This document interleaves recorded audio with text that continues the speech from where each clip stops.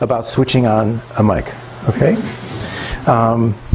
Back in the mid-1980s, I was invited by a publishing company called Parallax Publishers to spend 6 months traveling around the country with a Vietnamese Zen teacher named Thich Nhat Hanh. And I was going to be his audio guy. So I was responsible for recording all of his Dharma talks at all of his retreats for 6 months. And it was an amazing experience. But one of his talks, which was at a big church in Berkeley, California. And he's on the stage. There's probably somewhere between 500 and 800 people watching. He's sitting on his cushion. I'm off to the side of the stage, and I have a microphone kind of hooked up to him. And he starts giving his talk, and I look down at my little recording system, and the needles aren't moving. We had needles at that time. There was no digital equipment. And I'm thinking, what happened here? And so I'm going in my mind through all the possibilities, but it looks like the most likely possibility is that his mic was never switched on. But he's already started talking. So now I'm faced with this decision, because I can either just basically say, oh, I just won't record this talk, but then I kept thinking, what if it's the best talk? But the only other option was to literally interrupt him in the middle of his talk before this group of 500, 600, 700 people. So I decided that since my purpose and my job was to record him, I had to do that. So I had to walk out on stage, and I bowed to him. And then I just reached over right under his neck, and I flipped the switch, and then I bowed, and I walked off the stage, and my heart rate must have been about 200 beats per minute. And I don't think it actually slowed down for the rest of the talk. I kept rehearsing this in my mind, thinking, oh, everybody now, and of course, everybody forgot about me because he's Thich Nhat Hanh, right? So I'm thinking like, oh, everybody noticed me, and I interrupted his speech. But anyway, so that's my microphone story. And he was actually indirectly, he got me involved in Japanese psychology, because as a result of that, I ended up connecting with someone who taught Japanese psychology, and then didn't realize at the time that that would become my vocation for at least the next 25 years. This is actually my return visit to the Good Life Center, and I'm very excited to be here. And my heart is also beating fast, not just because I'm speaking to a group of people, but as soon as we got out of the car, it brought back amazing memories, because I was here in 1993. My wife and I had just moved to Vermont from our respective homes in Washington, D.C. and New York City to start a nonprofit retreat center in Vermont. And in kind of getting ready to do that and fumbling through books and things, I came across the writings of Scott Nearing. And I was completely in love with what he was writing, his approach to life, his philosophy, and of course realized that there was already a center here. Now at that point he had already died, but Helen was still alive. And so we got to Vermont, we set up our center, and the following spring, I think it was, we contacted Helen and said, we would love to just come out and meet you. We're starting a retreat center in Vermont, and we're very familiar with you and your late husband's work. So we drove out here, and we spent a couple hours here with Helen, and she was really generous with her time. She was delightful. And as I'm looking at this, is bringing back all these memories from 23 years ago. I remember we brought her a book on Japanese psychology, and she had a basket. So I can't remember which side of this entrance it was on, and I remember her very nicely taking the book and said, oh, I'll put it in line to read with my other books. And there's about 30 books in this basket, so I know it expectation she was going to be reading it anytime soon. But the thing, I could tell you all about her visit, which I won't, but the thing that was the most memorable thing for me was that I had an opportunity to change her bandage on her leg from her injury. So she had injured herself, and I can't remember if it was, I think it was related to wood or chopping wood or something like that, but she had a big gash like on the side of her calf, and she had put on this bandage about 5 days ago and just left it on there, and the thing was practically turning green. It was really ugly, and of course she didn't care. I mean, it wasn't her style to be concerned about that. And I said, you know, you really should change that bandage. I don't even know this woman. And she said, well, I'll get to it at some point. And I said, well, why don't you let me do it? She said, are you a doctor? And I said, no, I really know nothing about this stuff, but I'm more than willing to change the bandage for you. So ultimately, I persuaded her to let me do that, and she sat down, and I kind of gave her a nice fresh bandage. And the memory of being able to do that at the Helen Nearing was just really special to me. So now that I'm back in the room where I did that, or maybe it was in that room, I just feel this affinity to all the work that she and Scott have done over the years, and the number of people, including myself, that have been influenced by that work. So I'm so happy to see that the center is still here, and that you're still kind of bringing this work and some other work out into the world. So I feel very honored to be able to be here in this particular place. And if you're listening, Helen, thank you for inviting me last time. All right, so I want to talk to you today about themes of meaning, purpose, and action.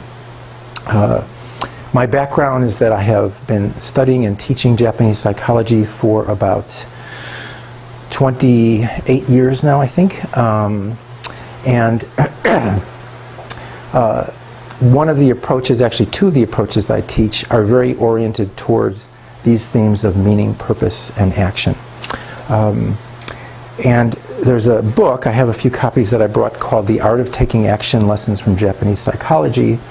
And that book was basically inspired and is dedicated to my father. My father died in January of 2014, and I had been trying to persuade my father from the time he was about 78, so for about 8 years, to move from Chicago, where he was living and where I grew up, to Vermont, so that we could basically offer him a much better life and better care than I think he had at that point.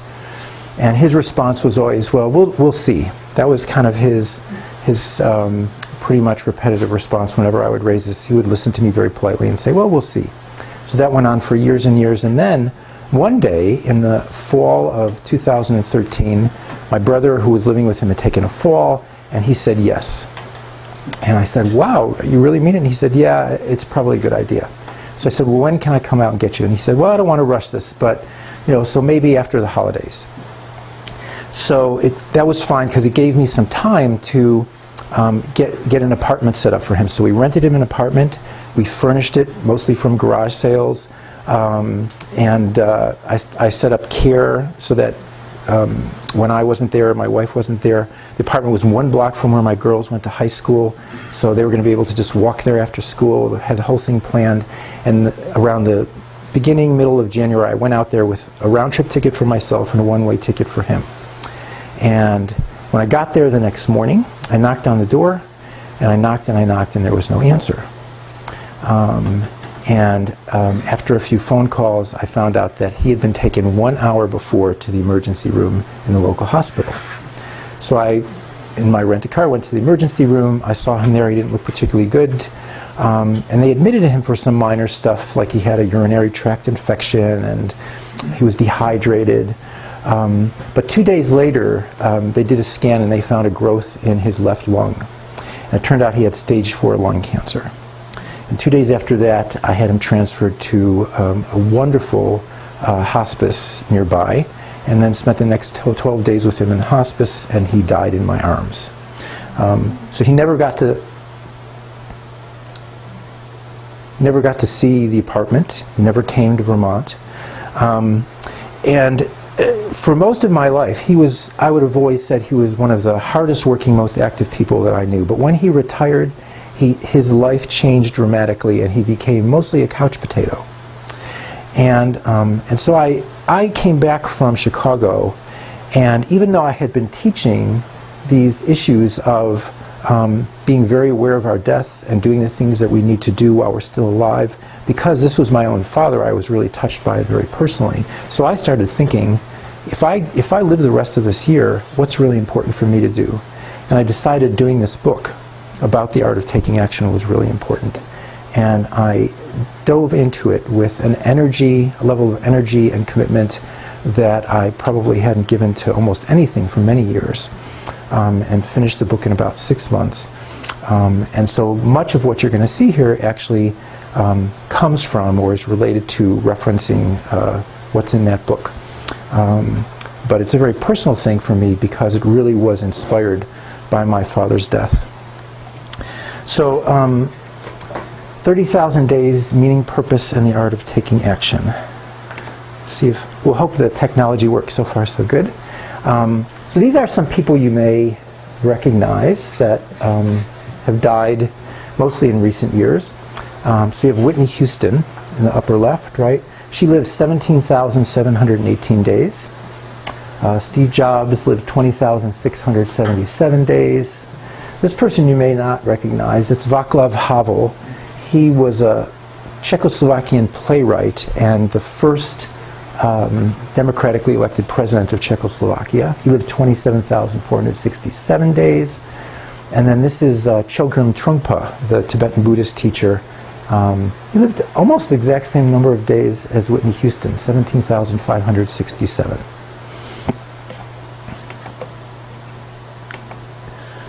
Okay, there we go. So 30,000 days is the average number of days that a person in Western society has to live, rounded off, right? So statistically, that's about the number of days that we all have, right? If you are, which I don't think any of you are, but if you were a woman living in Okinawa, which is considered one of the blue zones, for those of you who are familiar with that research, you might get 32,000. But a lot of people get less than 30,000, and some people get a lot less than 30,000. So the likelihood that you'll get exactly 30,000 days is probably pretty slim, but what you know is that your days are limited, so are mine, right? There's a finite number of days for us to live, and there will be a day, just like there was for my father and my mother a year later, and probably lots of people that you know, there will be a day when you will die and you will cease to live on this planet.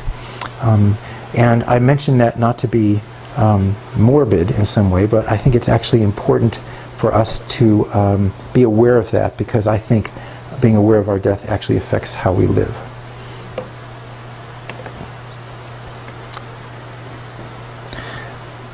This is a Zen teacher by the name of Shinobu Suzuki who said, "Life is like stepping onto a boat which is about to sail out to sea and sink."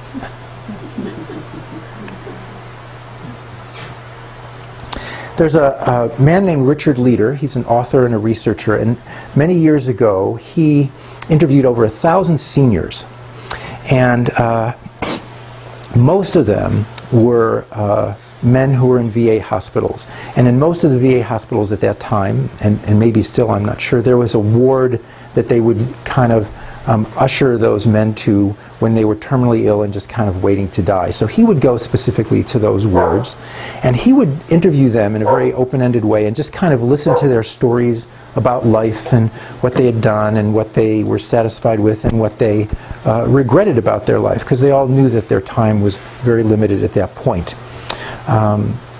And so, based on those 1,000 interviews, he distilled their regrets, the things that they regretted about their lives. He distilled it down to 3 themes.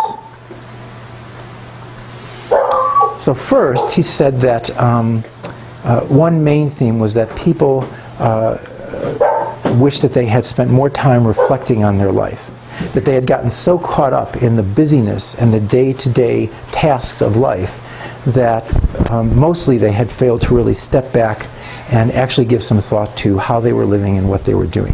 So that was one theme.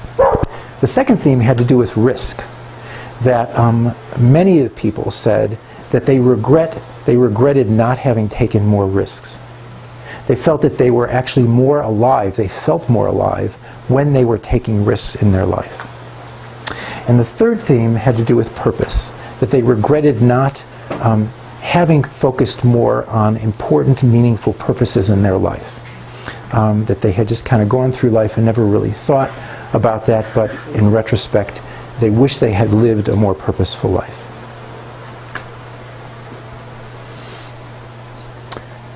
Quote from Ralph Waldo Emerson, "The purpose of life is not to be happy, it's to be useful, to be honorable, to be compassionate, to have it make some difference that you have lived and have lived well."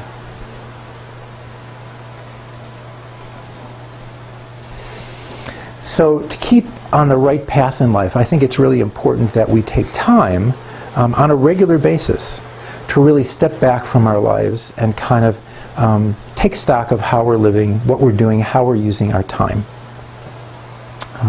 And to think about the legacy that we want to leave.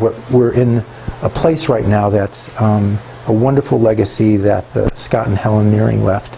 To think about the legacy that we want to leave when we've died.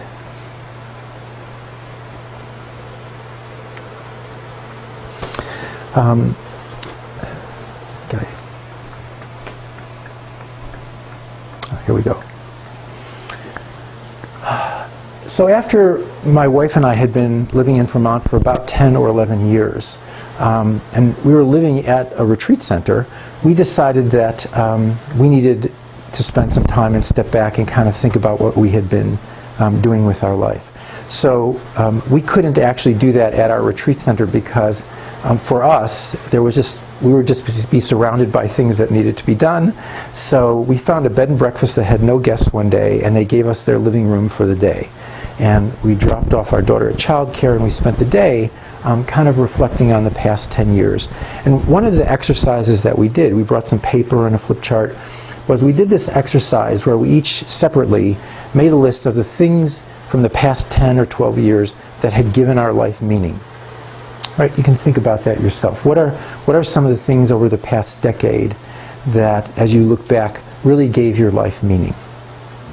And some of those things for me were that I had moved to Vermont and started a nonprofit organization, that I had written a book. I had spent time over a period of years on and off working with orphan children in refugee camps on the border of Cambodia and Laos. That was an amazing experience for me. And I had adopted a little girl from China. So those were the kinds of things that would come up. And we went over my wife's list, and some of those were shared things and some were specific to her. But there was one theme that kind of tied everything on my list together, and that was the theme of risk. What I found is that everything that I identified that gave my life meaning involved taking a risk. Now, we live in a society that gives you a lot of encouragement not to take risks, right? So you have insurance on your car, we're encouraged to have insurance on our life, maybe even have disability insurance and workman's comp insurance. There's all kinds of insurances that help us reduce risk in our life, right? But also, you know, we're told that it's a good idea to fasten our seatbelts and to wear a bike helmet, which, by the way, saved my life about 4 months ago. So that's a risk I don't want to take, but it's another example of, I think, society encouraging us to not take risks, to have safe sex, right? All of these are messages about don't take risks. And what I realize is that my willingness and openness to take risks seems to have diminished as I've grown older. I think that, you know, when we're young and we're in our 20s, maybe even our 30s, maybe we don't have a family yet, many of us seem much more open to taking risks in our lives. But then we have kids, or we own a house, or we've been working for the same organization and we have retirement funds set aside, and suddenly our willingness to take those risks seems to go way down. But if it's true that to have things that are meaningful in your life requires you to take risks, then it means that the less willing we are to take risks, the less likely we are to actually have meaning in our lives as we age.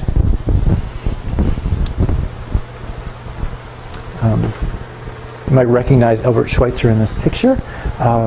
So some of you may know his story, but at the age of 30, He was living in Europe. He was the son of a minister, and he was also a very accomplished musician that was asked to give concerts all over Europe. And he was set to follow in his father's footsteps. So his future was kind of already set for him, and it was going to be a future that probably was going to be pretty comfortable and would involve a certain amount of notoriety, a certain amount of compensation for what he was going to be doing. But at the age of 30, he decided that he was going to essentially stop everything he was doing, go to medical school, and when he graduated, go to Africa to be a doctor. I think he actually said that he wanted to find a way to do God's work without talking, just with his hands. So he, on Friday the 13th, he sent letters. They didn't have email, right? So he had to actually write individual letters to all his friends and family announcing this plan. And every single one of them was against it. Every single one of them tried to talk him out of it. But he held fast, and he decided he was going to do this and just said, I'm going. And of course, the rest is history. So I'm going to take a minute, and I want to pause and see if you can do a calculation. And I always do this whenever I give a workshop or a presentation. So this is your opportunity.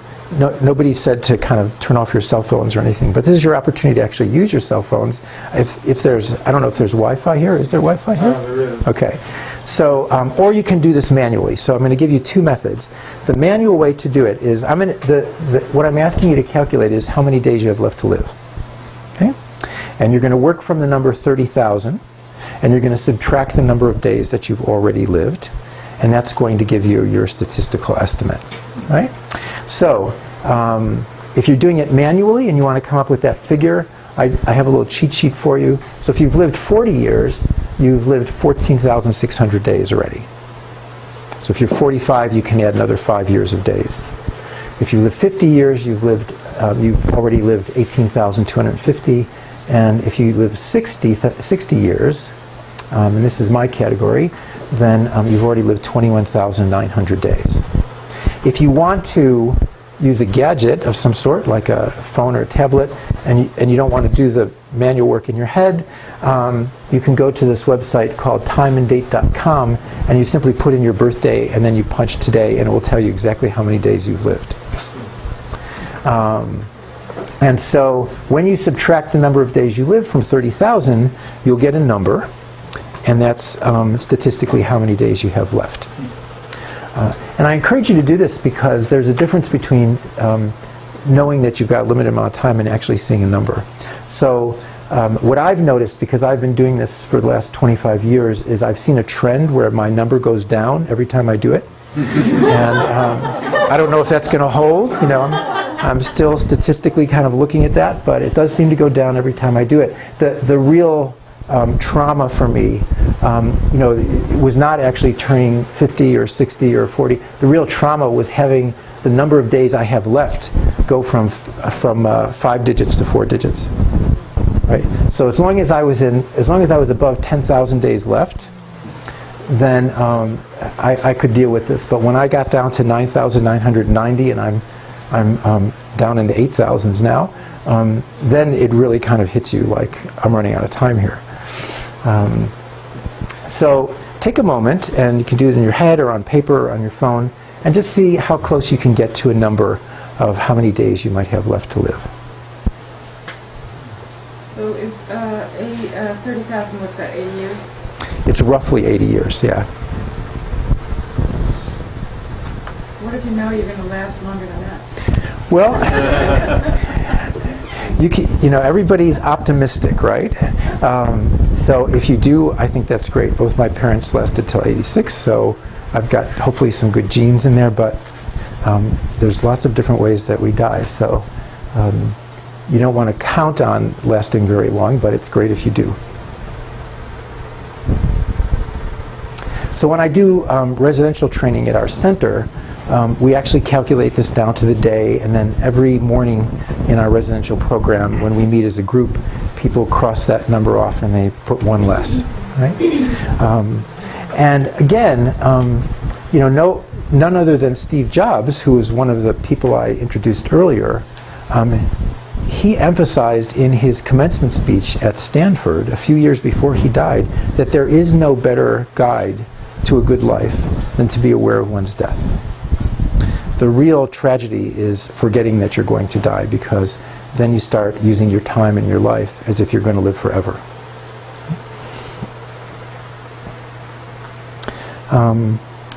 There's something called the third chapter, which was developed by a Harvard professor by the name of Sarah Lawrence Lightfoot.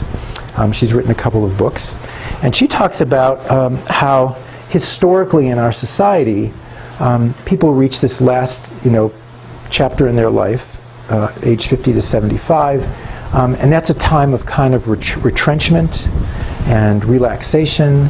It's a time to kind of pull back. But she said there's kind of a new norm and a new movement that's moving into our culture, which is very different. That people aren't seeing this period of time as a time of retrenchment. They're seeing it as an opportunity for mentoring, for adventure, for innovation, for creative expression. Right? So there are now more and more people, as they reach this point in their life, that are essentially redesigning their life with the potential that this portion of your life could actually be the point, the time in your life when you'll be able to leave your true legacy to the world, right? And so I see this in myself and my wife and many of the people who are kind of in that age range. In my parents' generation, there was much more of this view that you hit 65 and you can kind of lay back on a golf course or just sit and read the newspaper every morning. And of course, what we know now is that kind of lifestyle of not having a purpose is very much connected with the high degree of depression that we see, the high incidence of depression in people who retire, right? Who lose their purpose and never basically find something to replace their purpose of work. So I actually have a little video of Sarah Lawrence Lightfoot being interviewed by Bill Moyers, but we don't really have the sound hooked up, so I'm not going to be able to play that. But one of the most interesting things that she says in the video is that she says that burnout is about boredom. She says it's not about being overworked, it's about boredom. It's about losing your enthusiasm for doing what you're doing. And so dealing with burnout is about finding something that excites you. Right? Finding, even if it's something completely different, that you can basically get excited and passionate about. This is one of my favorite people. I've never met him. His name is Ken Wood. His job for most of his adult life was he drilled water wells in Maryland. Right? He owned a little company with drilling rigs, and they would go around, particularly in the rural areas, of course. We have a well on our property. Some or many of you may have wells, and he would basically be the guy that would come in with the rig, set it up, and drill a well for you. And as he reached his early 60s, he decided it was time to kind of retire and scale back. So he had a number of these rigs, and he took one of them and he decided they didn't need so many rigs because he was going to scale back his business, so he put it up for sale.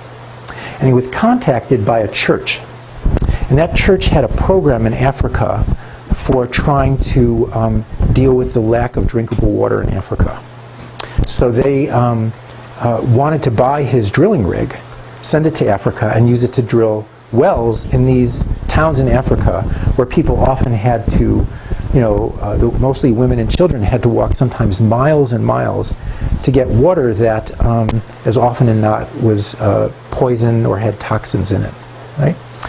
And so he worked out an arrangement to have them buy his rig. And they asked him during the negotiations if he'd be willing to go over there with the rig initially, just the first time, so that he could train somebody about how to set it up and how to use it.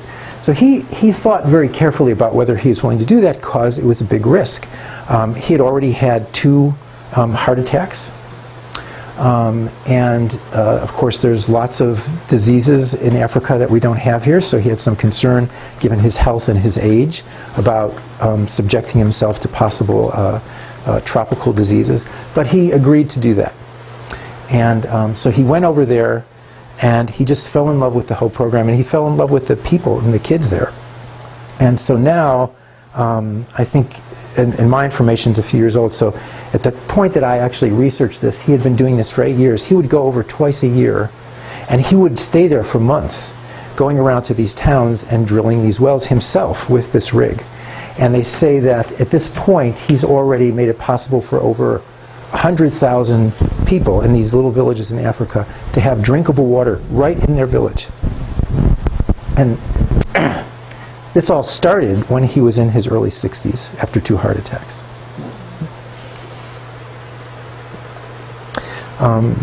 There's a Christian scholar or philosopher named Frederick Buechner who says that we find our purpose at the intersection of 2 roads. One road is our unique talent and gifts, right?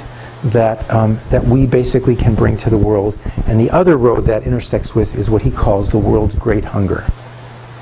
So you find your mission or your purpose in life by finding that place where your unique talents and gifts intersect with the world's great hunger. I always love the way that he puts that. So I want to talk a minute about creative expression, because I think it's one of the things that we have lost, at least many of us have lost, in the kind of busyness of life that has become the norm in our society. And I think it's important that we somehow carve out time in our lives to have some way of basically expressing our uniqueness. You know, that there's nobody at this point in time, there's no one historically that is an exact duplicate of you, whether it be from a standpoint of your biochemistry or from a standpoint of your karmic history. And there's probably no one that will ever be the same as you in the future. So you really are a unique being that's here as an experiment this one time. And part of what you have an opportunity to do is to have some kind of creative expression, right, of yourself. Whether that takes the form, this is actually origami, by the way. It's amazing. This is paper folding, right? But it could be poetry, it could be origami, it could be painting, it could be writing, or it could be something that isn't even thought of as artistic. It could be that inventing an app for the iPhone, right? But it's something that allows you to creatively express something about who you are and what you can bring into the world. You know, if you think about, even in a room like this, you look around, you know, at the projector or the fan or the lights or the wood stove, and at some point somebody invented all these things, and somebody or many people made them, right? But when I look around my house, I've made basically nothing that's in my house. I'm a user, right? And so we have an opportunity to actually be a producer or a creator, whether it's something practical or it's something artistic. But to do that, if your life is busy, like mine is, you have to carve out time for it, or it ends up basically not happening because there's always other things that have to get done first.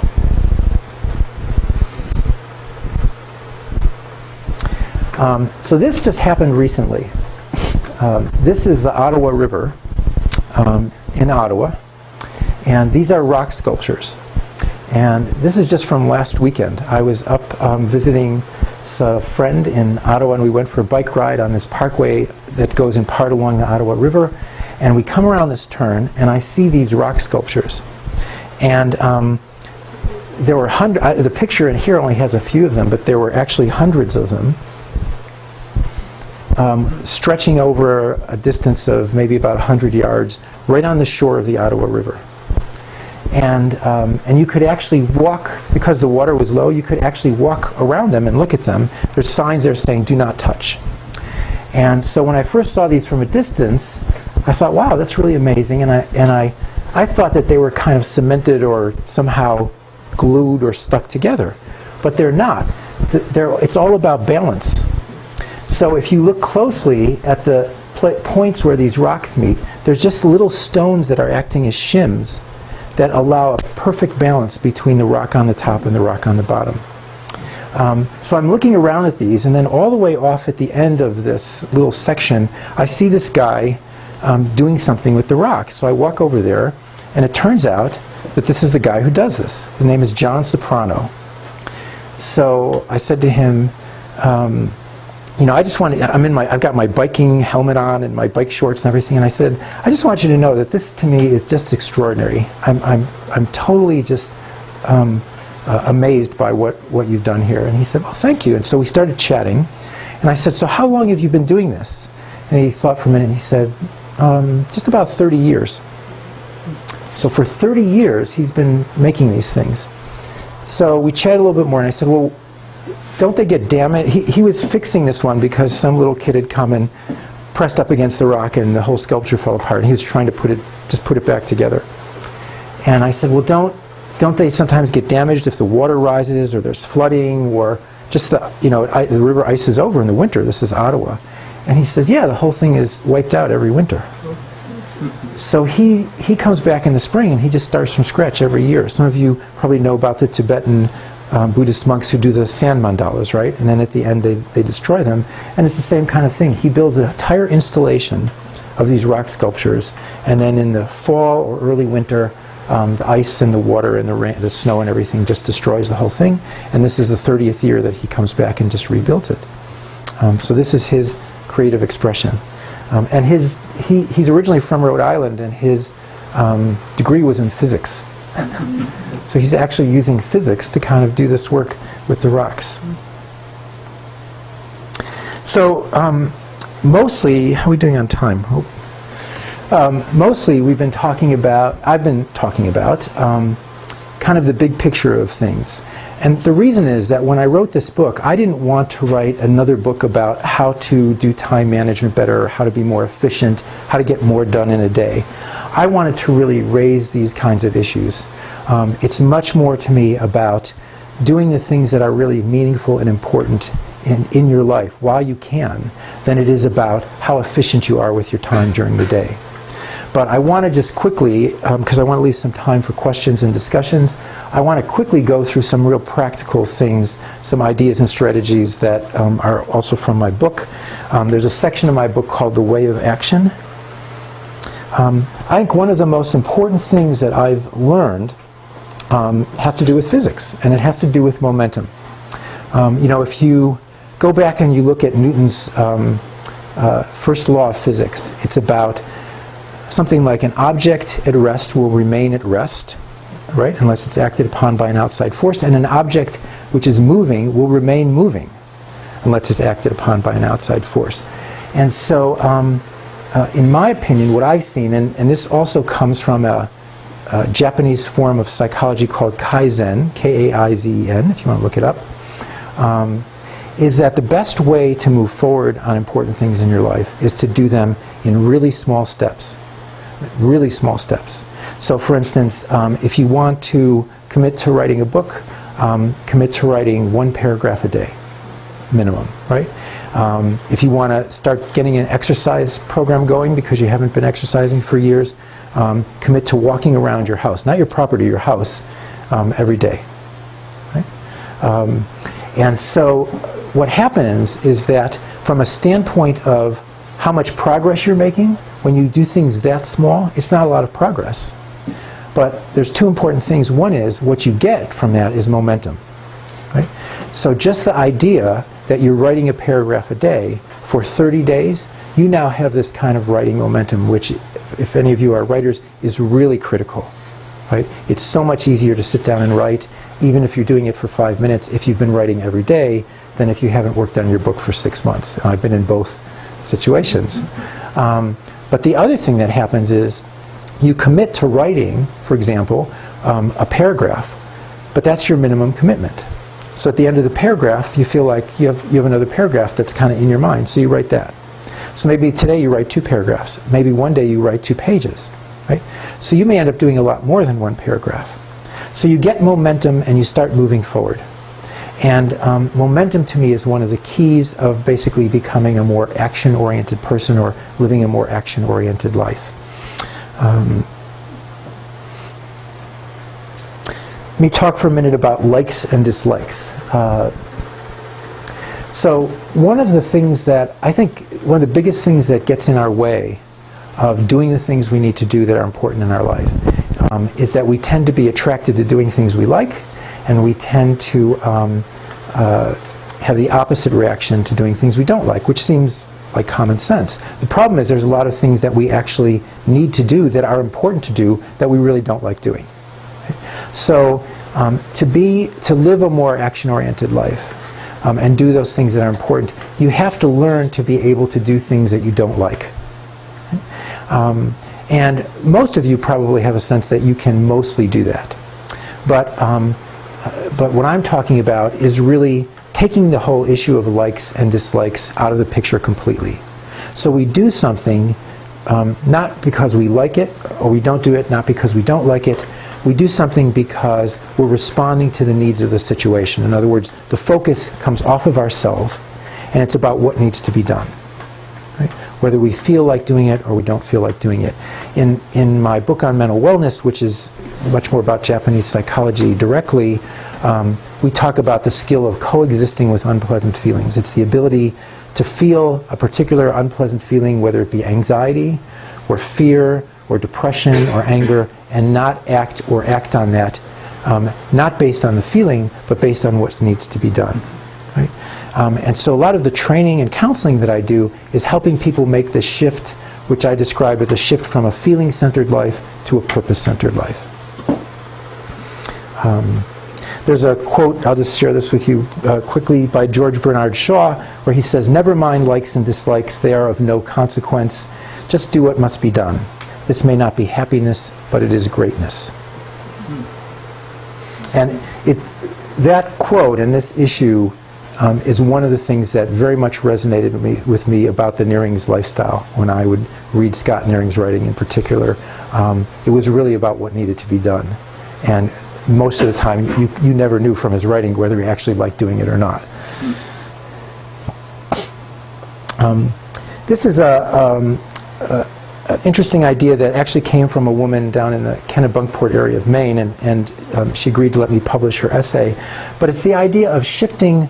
If you've been in situations, which most of you probably have, where you have to do something like, could even be going shopping at the supermarket or picking up your kids at school or walking your dog, and you think, oh, now I have to take time to go pick my kids up, or I have to take time to go walk my dog, even though I have a million things to do.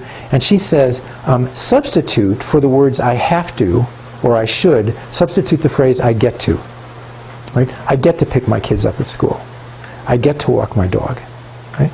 I get to make dinner for my family. I get to do my laundry. And what I found is that it's not just an artificial substitution of language. That when I use that language and I actually look at what's going on, for example, I have two daughters, one of whom I just dropped off at college on Friday, right? And I would love to be able to pick her up at school next week. I would love to be able to drive her home from school next week. I don't have that option anymore. So some of the things that we consider to be, oh, I have to or I should, are things that later, when we actually don't have those opportunities anymore, become real blessings that we now regret that we don't have in our lives anymore. Even arguing with your husband or wife when they're not around anymore.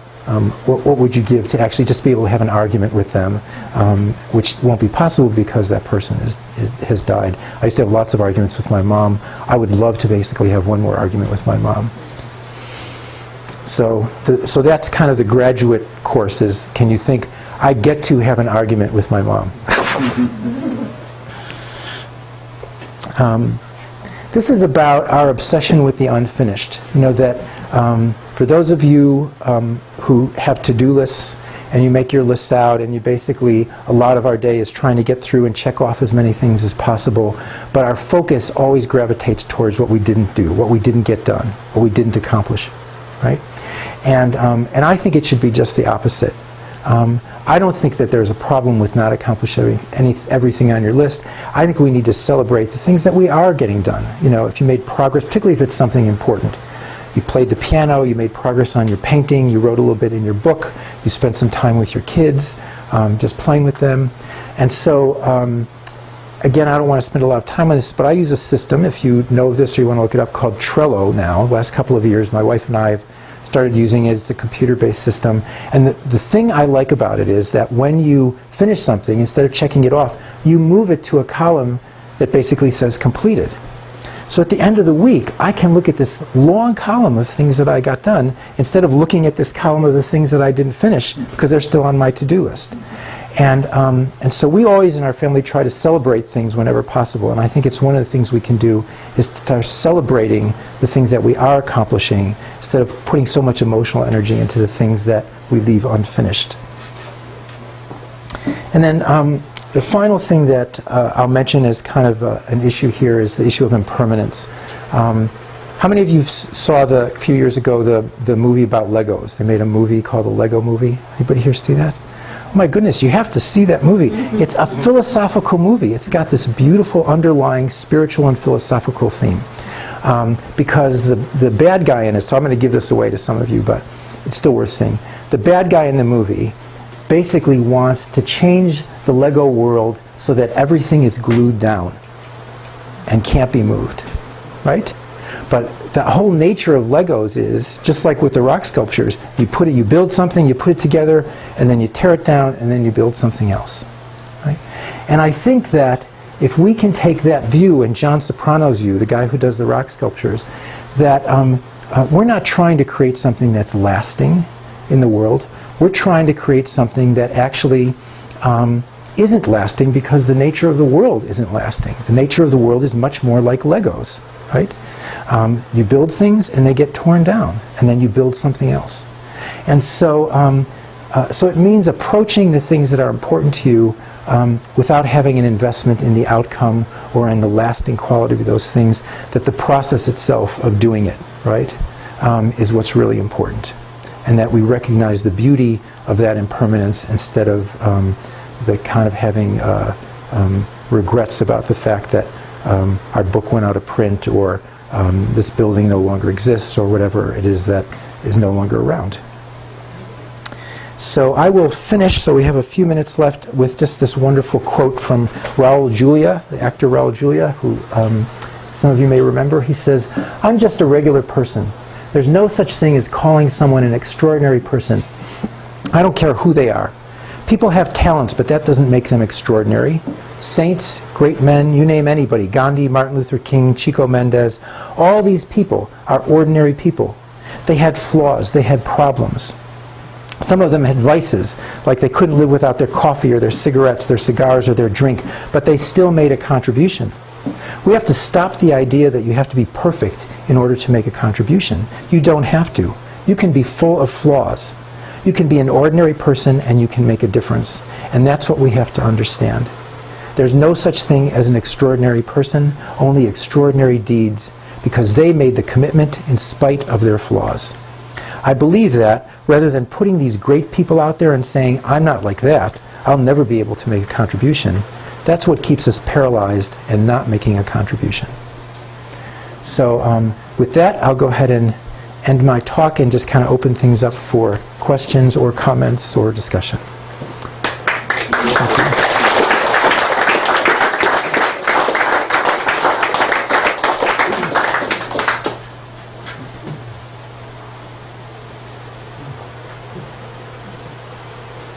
Yes? How does Japanese psychology fit into your talk tonight? I heard a little bit about it, but... Sure. Well, here's the concise answer, okay? Because that's all we have time for. Is that when I work with people, or someone who's using this model does, my focus is not relieving symptoms. Symptoms like anxiety, fear, depression. My focus is how to help them live a life where they're doing the most important things that they want to do with their life, and take those symptoms with them. So can you coexist with your anxiety or your depression or your shyness or your loneliness and do the things that are important for you to do? So the energy isn't about trying to make you feel better, it's about helping you do the things that are really important to do in your life. So it's a very different paradigm from most Western psychology. The closest thing I've seen that probably is similar is logotherapy that was developed by Viktor Frankl. Some of you may be familiar with his work, but very much emphasis in his work on this idea of meaning and purpose in life. Could you talk Okay. a little bit more about, when people get stuck because of their negative emotions, that it immobilize them Mhm. from doing the things they love? Mm-hmm.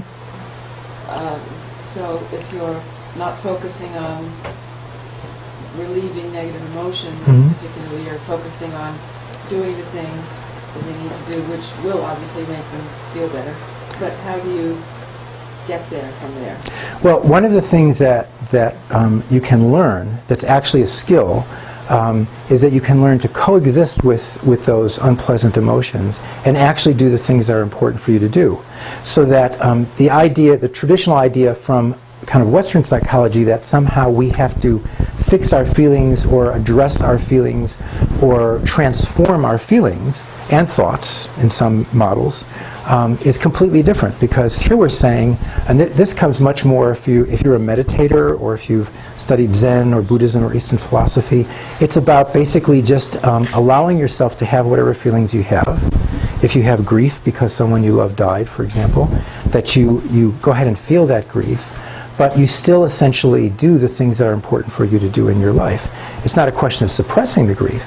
It's a question of actually being able to see that your feelings don't control your behavior. Right? And that's a skill, and most of us do that. In fact, I do it every morning because I never once remember getting out of bed where I felt like getting out of bed. My feelings, this was my research project when I trained, my feelings every morning were feelings of heaviness, tiredness. I had thoughts like I didn't sleep long enough, I'll just hit the snooze alarm. And each morning I got out of bed and I never felt like it. So the idea that you have to kind of go with your feelings or do things that are consistent with your feelings really isn't actually consistent with what we normally do anyway. And so the idea is that there's a place for feelings in your life. If your life is a play, the feelings shouldn't be the director of the play. They should be an actor or an actress in the play. But the director of the play becomes more your purpose of what it is that's important to you. So, could you talk a little bit about Nikon? That was my introduction, Okay. first introduction to, because I read that book and it was so profound, and of course it's part of Japanese psychology, so I'd love for people to know what it is. sure.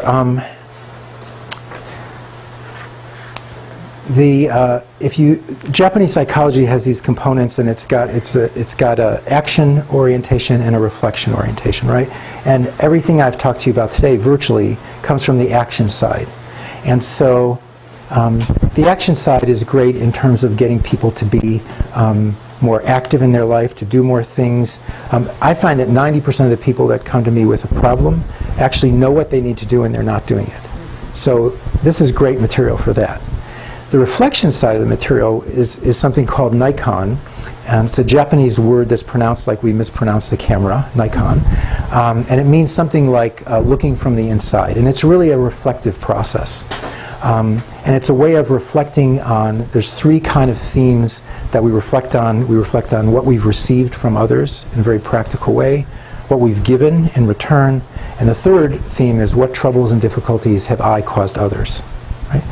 And so when I did my initial training in Japan, I spent 2 weeks in a center, sitting on a cushion facing a blank wall, going through my entire life, as far back as I can remember as a child, and looking at every meaningful relationship with my parents, my siblings, my grandparents, my teachers, my ex-girlfriends, and using those three questions. So the girl that I dated in sophomore year of high school, what did I receive from her? What did I give, and what troubles and difficulties did I cause her?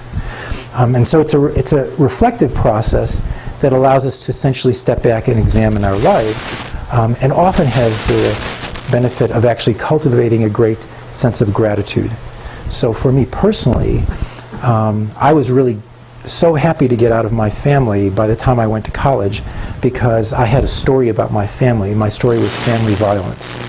And at the age of 33, I went to Japan and I went through my whole life, and I started remembering all these things which it wasn't that they were shocking to me. Like I remembered, well, I actually got swimming lessons and I actually got piano lessons, and we went to vacation one year in Miami Beach, Florida, and I had this long list of things that I had received as a child, but they didn't fit into my story of family violence. So when I would talk about my childhood, I would leave them out. And what I found was, it wasn't that we didn't have family violence, because we did. but that was actually a small piece of my childhood. Most of my childhood was that I received an immense amount from both of my parents, and I was kept alive, and I had to calculate how many dirty diapers were changed for me. So it changed my whole relationship. And when my father died in my arms, we spent the last days talking about our wonderful life together and all the places we had traveled to, something we would never have done, because I wouldn't have been speaking to him had I not gone through that process in Japan. So it's hard to answer your question in 2 minutes, but if you go on our website, there's a lot more information if you're interested in the other side of this material. Other comments or questions? Do you work with Yes. addiction? Yes, actually, both sides of this material, but they've had a great deal of success both in Japan and in Europe, particularly working with alcoholics using the Nikon material. And the most powerful question is that third question: what troubles and difficulties have I caused others? So when somebody who has been drinking for many years, has a history of alcoholism, goes through their life year by year and looks at the troubles and difficulties that they've caused, in many cases, to people who loved them, right? It's a very painful and a very powerful process. And the success rates they've had in Japan with alcoholics, depending on the research you look at, are somewhere up around 70 or 75%, which means that 70 or 75% of people who go through a 1-week retreat basically aren't drinking 2 years later. In the US, the most successful inpatient programs are often at about 10 or 12% success. But there's nothing like that. There's nothing systematically being done in the US in terms of this kind of program, but it can be extremely effective in terms of people who have alcohol and drug problems. And in fact, the Merida therapy part of this has an element to it that's very similar to the Serenity Prayer. It looks at the same kind of issues of what you can change, what you can't change, and the wisdom to know the difference. Other comments or questions? Yes, Greg. We often talk to people about building, say if someone is despondent or lacking energy, you suggest tasks or building in, maybe sort of fabricating an artificial purpose to begin with? I think the hardest people to work with are people who are apathetic, right? So I'm always trying to look at any indication with someone, particularly if they're depressed, let's say, of something that potentially is exciting or interesting to them, because that's a good direction to go in. So I would generally work with what that person might be interested in doing, or maybe years ago they were thinking of painting but they just never did it. Find something that kind of, there's a little bit of a fire left, even if it's buried, that maybe we can kind of work with. But I think I will sometimes suggest to people who aren't working that they do volunteer work. And the thing is that one of the basic principles of Japanese psychology is that self-centeredness is suffering, right? So I teach that to people. In other words, in my sessions, I'm letting people know, it's just as true for me. When my focus is completely caught up on myself, I'm suffering the most, right? When my focus is out here on how I can help this person, or help take my dog for a walk, or help my kid get settled at college, then I'm not caught up in my own feelings and thoughts and anxieties and fears and worries, right? And so a big part of what we try to teach people is how to get your attention off of yourself and engage with the world around you. That we consider that to be a healthy mind is a mind that is consistently engaging with the world around. So it's that shift of away from basically focusing on yourself to essentially focusing on something that's important to you, whether it's a purpose or some movement or cause, right? That really can get your energy going. Other comments or thoughts? Yes? What's in your book? Well, I have 3 books here. I only have 1 copy of my mental wellness book, but you can look at them. The Nikon book is really about the reflective side of the material that I've only touched on in answer to Zoe's question. The Art of Taking Action book is very much about what I've been presenting here, with a lot of practical, I think, strategies and ideas for how to essentially become more action-oriented, but more action-oriented towards things that are really important to do before you die. Not just kind of getting your shopping list checked off, but things that are really important to you. The mental wellness book, which I only have one copy of, is my distillation of Japanese psychology into skills. So I basically think mental health is learnable. Right? I think anybody can learn mental health skills. It's not a question of insight or trying to understand what dreams mean. It's a very learnable thing, but because it's a skill, the way you learn it is to practice. So if one of the skills, for instance, one of the skills is working with your attention, and it's getting your attention from being self-focused to being focused on the world around you. And if you practice that, and we have exercises for it, you get better at it. Most of us have spent a lot of time practicing having our attention on ourselves. You know, if you've ever walked your dog for half an hour and realized you didn't notice one thing about what was going on because you were ruminating about your finances or your argument with your wife or whatever was going on in your life, you realize how much energy goes into being self-focused. But the way to stop that is to actually practice getting your attention out here. And so, so I teach online courses, and we have a course on attention, and you get an exercise every day for 30 days that helps you practice working with your attention. It's a great course. Thank you. And some of it is fun. Like one of the ways you practice working with your attention, one of the exercises is you write a haiku poem. Because haiku poems, to be written, you have to be paying attention to what's going on around you. Much Western poetry is oriented towards sentiment and the feelings of the poet. So the assignment that we give is write a haiku poem, 3 lines, 5-7-5 is the syllable structure. Write a haiku poem in which you, the poet, are invisible. And if you read many of the haiku poems from the Japanese, you'll see that not in all, but many of them, the poet is invisible.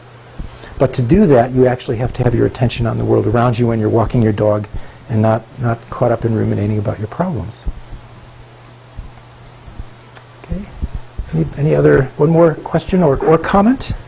If anybody has anything else they'd like to offer? Oh, can I just read a little poem at the end that I can finish with? I know we're kind of running over, but... So this is the end of my mental wellness book.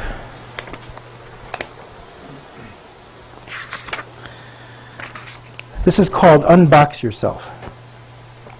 If you are really, really lucky, you will have time today. Not free time, but the time that's available between this moment and the moment you are touched by the grace of sleep. What will you do with that time? The moon exerts its force on the tides. What force will you exert on the world today? Will you smile at a stranger? Will you write one page in your book? Will you darn the hole in the white sock that has languished purposelessly in your sock drawer since last August? How will you express yourself? Not just talking about your feelings, everybody can do that. What is it that only you can do? What unique creativity will you offer the world? Will you write a poem? Sketch the chickadee that visits the feeder? Is there a quilt inside you waiting to be born? Or a piece of wood that dreams of being turned into a bowl every Sunday when the football game starts? Is there a melody or a lyric that keeps popping into your mind on the way to work, asking in vain to be written on paper as part of your musical legacy? What would you offer if you were convinced you had something to offer beyond a Facebook post or a half-hearted email? You are here for a purpose. When was the last time you explored the meaning of your life? When was the last time you acted on a dream that might be part of your human mission? If today is not the day, when is that day? When will it announce itself? Can you afford to wait until the ingredients present themselves neatly aligned on your coffee table? A day with no errands, good health, a rested body, nice weather, clarity of purpose, inner passion, all the money and tools that you need, the support of your family, friends, your congressman, and the Dalai Lama. Can you afford to wait for that day? What if you knew that day would never come? What if the circumstances you have today are the best you will ever get? The circumstances of right now. Then what? Then what would you do? What would you give? What would you create? This is the time to be the sun, the time to be the moon. This is the time to be a force in the universe. This day is demanding that you express your true nature. It's given you everything you need, including life itself. It's given you energy. Energy, which you can use to resist or to create. Look around you. Everything is moving. Everything serves a purpose. Without knowing your purpose, express it today. You received the most extraordinary gift this morning when you woke up. Why would you leave that gift in the box? Unbox yourself and be a force in this world. Thank you.